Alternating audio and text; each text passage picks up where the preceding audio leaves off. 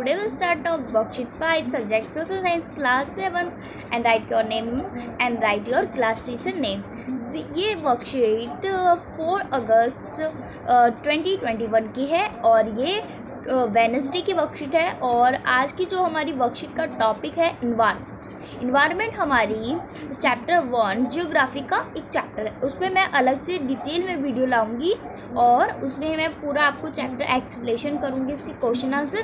Late begin to worksheet and after the long vacation, when Ravi started going to a school again, he noticed that the only playground next to his school was dug up. People said that a hug building with many flats will be constructed there. Ravi was most in tears when he realized that the big playground with its soft grass, marigolds, and butterflies is gone forever. He shared his feelings with his classmates in the assemblies. The principals too sadly observed, see how our environment is changing. In the Ravi, in the class, Ravi asked which his teacher, "What is the environment?" Whatever you see in our surroundings, said the teacher. Ravi thought aloud, loud. That means the school buildings, tables, chairs in the classroom, van that open fields, the road, the garbage. My friends, all are the part of our environment. तो यहाँ पे देखिए, यहाँ पे इसमें क्या बोल रहा है, जो एक बहुत लॉन्ग वैकेशन के बाद यहाँ पे जो रवि है वो अपने स्कूल जाता है। तो वहाँ पे वो नोटिस करता है कि जो यहाँ पे प्लेग्राउंड है वो स्कूल के पास एक प्लेग्राउंड है, वहाँ पे खुद रहा है। तो अब कुछ लोग बोलते हैं कि वहाँ पे बड़ी बड़ी बिल्डिंग और उसके साथ फ्लैट्स बनने वाले हैं। और रवि क्या है, बहुत उदास हो जाता है और वहाँ पे सोचता है वो वहाँ पे बहुत बड़ा प्लेग्राउंड था और वहाँ पे सॉफ्ट ग्रास, मैरीगोल्ड्स के प्लांट्स से और बटरफ्लाइज फ्लाई करती थी, वहाँ पे कितना सुंदर लगता था। अब वही अपनी जो बातें हैं वो अपने फ्रेंड, अपने क्लासमेट्स के साथ अपनी फीलिंग्स शेयर कर रहा था। तो वहाँ पे असेंबली में प्रिंसिपल ने देखा कि आप बहुत सैड हो, तो see how ever environment is changing. तो उसने प्रिंसिपल ने बोला सैडली, मतलब बहुत दुख होते वक्त ऐसे बोला कि हमारा जो इन्वायरमेंट है उसको देखो और वो कैसे चेंज हो रहा है। तो वैसे ही जो है ना, रवि वो अपनी क्लास टीचर से पूछता है व्हाट इज़ अ इन्वायरमेंट। तो उसकी क्लास टीचर बोलती है जो आपके आसपास दिख रहा है वो उसकी टीचर बोल रही है जो आपके पास क्या क्या दिख रहा है आपको। तो रवि लाउडली बोलता है मेरे को, डैट मीन्स द स्कूल, मेरे को तो स्कूल की बिल्डिंग्स, टेबल्स, चेयर्स हमारे क्लासरूम में और जो ओपन फील्ड्स हैं, रोड हैं, गार्बेज और मेरे फ्रेंड्स हैं, ये सब क्या इन्वायरमेंट में आते हैं। तो यहाँ पे देखिए एक हमें टेबल दिया है, make a list of things which are available around of you according this table. तो यहाँ पे हमें क्या बता लिखा है, things available in household, आपके घर के अंदर क्या क्या थिंग्स है। Things available in nearby our house, आपके आसपास में जो हाउस है वहाँ पे क्या है। ए थिंग्स अवेलेबल इन स्कूल, तो आपके स्कूल में क्या क्या है। तो चलिए इसे करते हैं, तो इसको जूम कर लेते हैं और यहाँ पे लिखती हूँ। तो हमारे घर पे बेड दिख गए, हमें चेयर्स दिख गई और आप टीवी भी लिख सकते हो, टीवी दिख गई, एयर कंडीशनर जिसे हम एसी कहते हैं वो दिख गया। और हमें यहाँ पे क्या क्या दिख रहा है, जो क्या है हमारे घर पे नहीं, हमारे पड़ोसियों के घर पे जो नियर बाय हमें क्या क्या, तो वहाँ पे हमें टेबल दिख रहे हैं और बिल्डिंग्स दिख रही हैं, बिल्डिंग्स और हमें क्या क्या दिख रहे हैं, और हमें रोड्स दिख रही हैं, रोड्स ओके। और यहाँ पे हमारे जो स्कूल में हमें क्या क्या दिख रहे हैं, स्कूल में हमें दिख रहे हैं टीचर्स दिख रही हैं, टीचर्स और स्टूडेंट्स और ब्लैक बोर्ड ब्लैक बोर्ड भी तो दिखता है।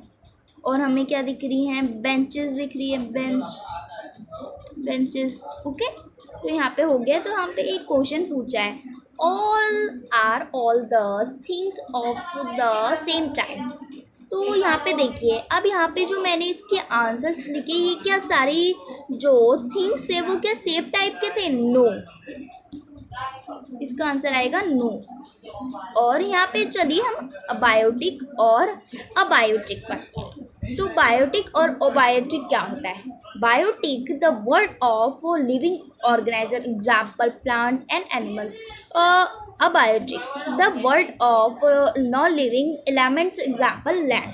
तो बायोटिक क्या होता है? तो पहले हमें बायोटिक को हम कैसे पहचानें?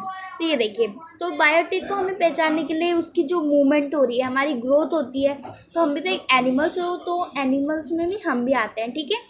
और प्लांट्स की भी ग्रोथ होती है, फिर फिर उनकी ग्रोथ होती है, फिर वो मूवमेंट भी करते हैं, ठीक है।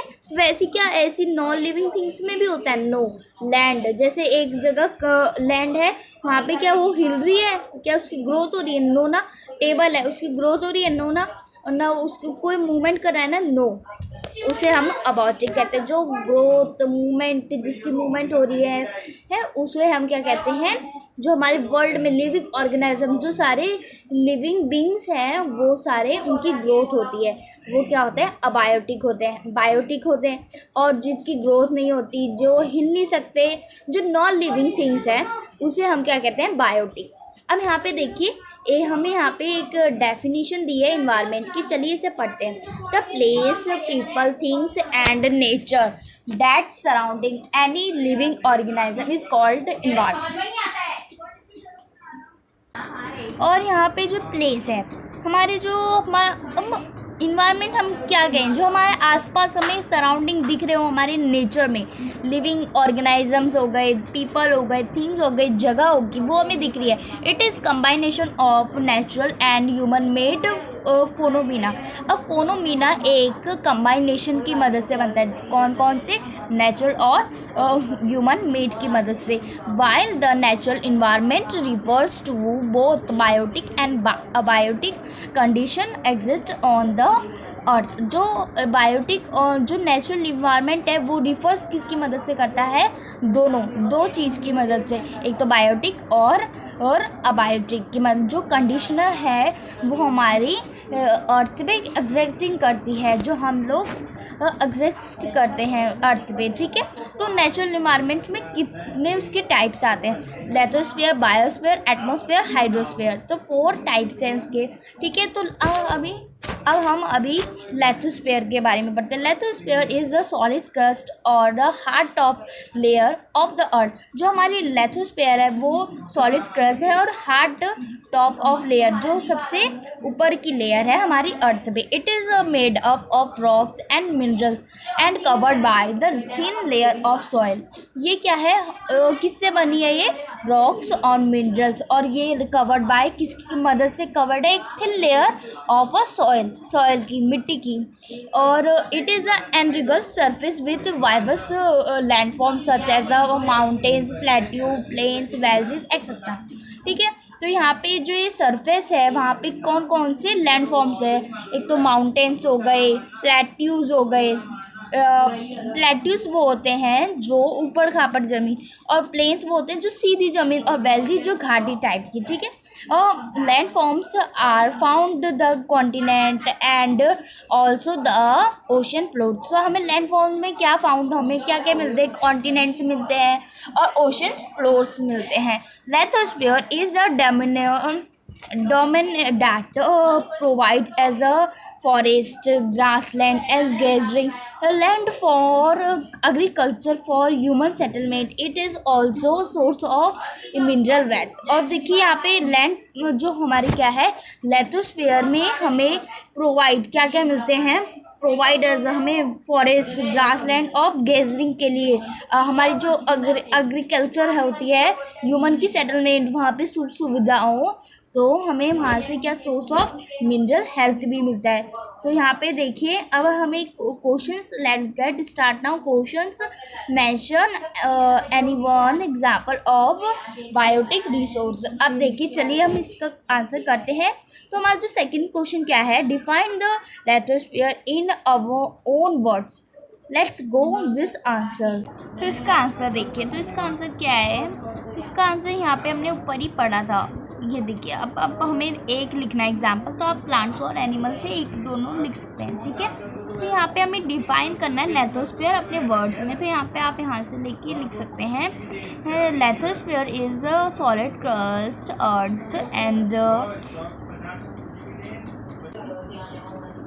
लेथोस्फीयर। तो लेथोस्फीयर यहाँ से हम यहाँ तक इसको यहाँ तक लिख सकते हैं, ठीक है। एक तो हमें कौन सा लिखना है, पहले स्टार्टिंग में हमें यहाँ से लेके यहाँ तक लिख लेना है, नहीं इसको यहाँ तक, इसको आप यहाँ से लेके यहाँ तक लिख लीजिए, फिर उसके बाद यहाँ से लिख लेना। तो आज की जो हमारी वर्कशीट है वो कंप्लीट हो चुकी है, और हमने जो इसका जो चैप्टर है, मैं इस पर अलग से वीडियो बनाऊंगी, इसमें अलग से आपको इमेज के द्वारा समझाने की कोशिश करूंगी। एंड आप लोगों को ये मेरी वर्कशीट अच्छी लगती होंगी, जो ये वर्कशीट आती हैं उसको जो एक्सप्लेनेशन अच्छा लगता है, तो प्लीज़ मेरे वीडियो को लाइक करिए एंड मेरे चैनल को शेयर करिए। बाय।